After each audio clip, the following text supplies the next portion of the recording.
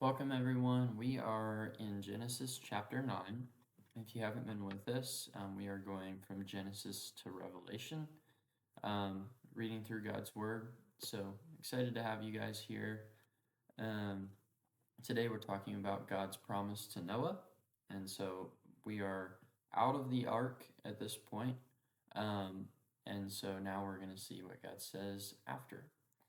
Now that they're back on dry land and they're the only people on earth at this point. I think we're going to see a lot of similarities between this and Adam and Eve, but a little bit different because,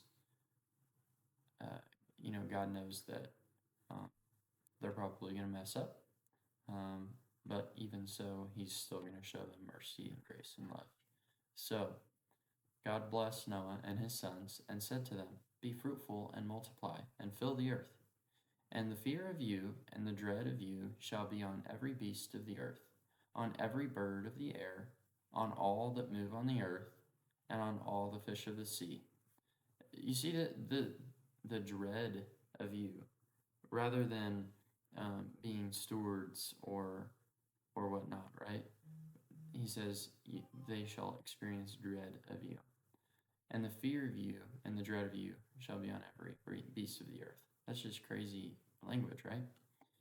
They are given into your hand. Every moving thing that lives shall be food for you. So now instead of every green plant for food, it's every moving thing.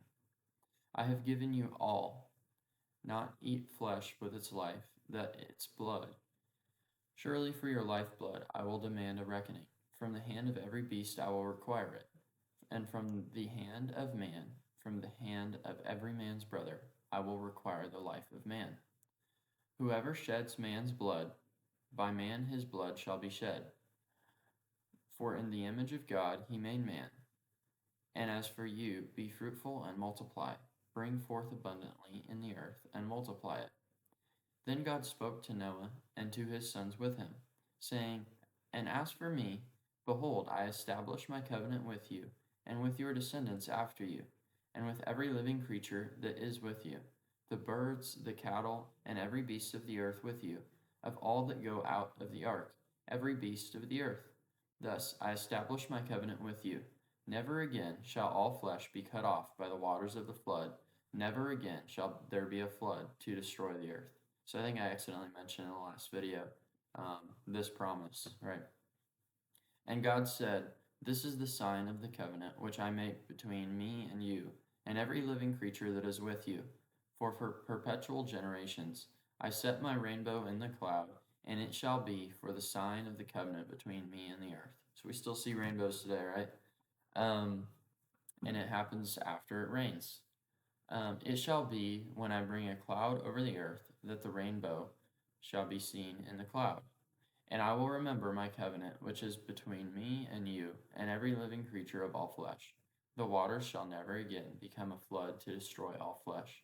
The rainbow shall be in the cloud, and I will look on it to remember the everlasting covenant between God and every living creature of all flesh that is on the earth. And God said to Noah, "This is the sign of the covenant which I have established between me and all flesh that is on the earth." Noah and his sons. Now the sons of Noah who went out of the ark were Shem, Ham, and Japheth. And Ham was the father of Canaan.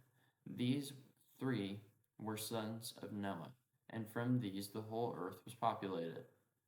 So from these three sons, the whole earth was populated. And Noah began to be a farmer, and he planted a vineyard. Then he drank of the wine and was drunk, and became uncovered in his tent. So here we start to see Noah not being perfect, right? So we're getting exposed to the sin that Noah has. So this is actually the similar pattern, right? They were given this perfect life, kind of. Different language was used, right? The kind of the understanding that animals are going to dread us. And Ham and the father of Canaan saw the nakedness of his father, and told his two brothers outside. But Shem and Japheth took a garment, laid it on both their shoulders, and went backward and covered the nakedness of their father. Their faces were turned away, and they did not see their father's nakedness. So Noah awoke from his wine and knew what his younger son had done to him. Then he said, Cursed be Canaan, a servant of servants. He shall be to his brethren. And he said, Blessed be the Lord, the God of Shem, and may Canaan be his servant. May God enlarge Japheth, and may he dwell in the tents of Shem, and may Canaan be his servant. And Noah lived after the flood 350 years. So all the days of Noah were 950 years, and he died. So this is quite a crazy book or chapter here, right? So we experience a promise from God, and then we experience Noah doing something not necessarily right, getting drunk from drinking, and then he curses one of his sons for trying to cover up his nakedness. And so, yeah, this is kind of wild. But thank you guys for joining for chapter 9 of Genesis, and I hope to see you guys again tomorrow.